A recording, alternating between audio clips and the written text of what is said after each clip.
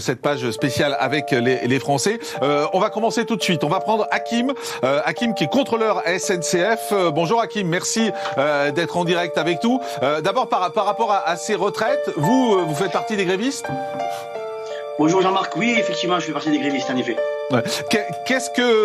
Aujourd'hui, qu'est-ce que vous pensez de la situation en France ? Qu'est-ce que vous pensez de l'ambiance qui règne dans notre pays ?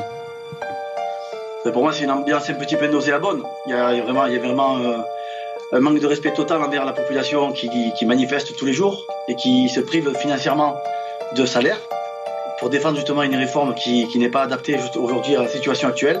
Quand on voit que les Gilets jaunes, ils ont manifesté, ils étaient à peu près 200 000 en moyenne.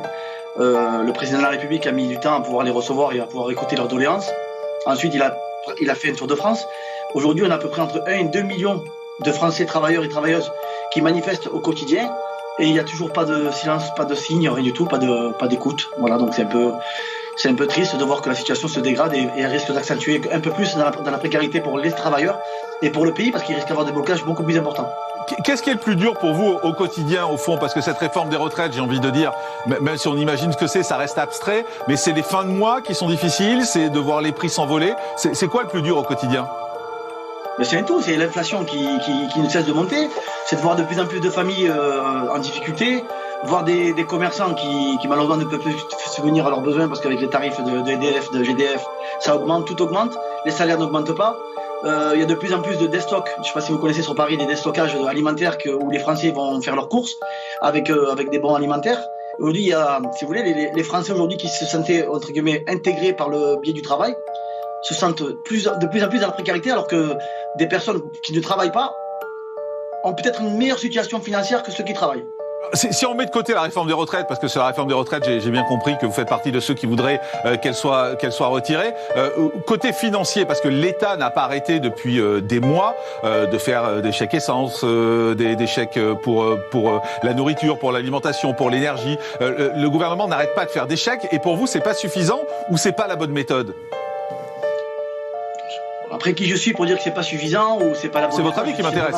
Il y a un effort qui est peut-être fait par le gouvernement et par le ministère.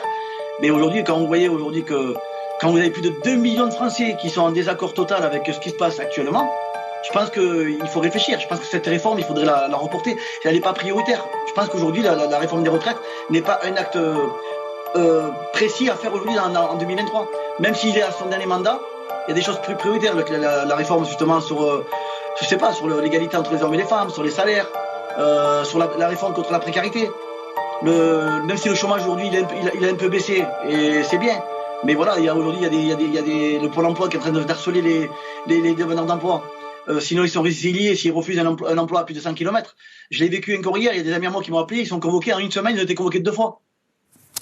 Merci Hakim, contrôleur SNCF, merci d'avoir été en direct avec nous, vous êtes le premier à intervenir, on aura tout à l'heure un fromager, on aura un infirmier libéral, un agriculteur. Oui, vous voulez dire autre chose, allez-y. Oui, j'avais dit un truc, la dernière fois où j'étais intervenu, j'avais dit au député Jean Ternier, et qui m'avait dit de revoir mes fiches, donc j'aimerais rappeler justement au député de Renaissance, effectivement j'ai revu mes fiches et j'ai pas eu tort.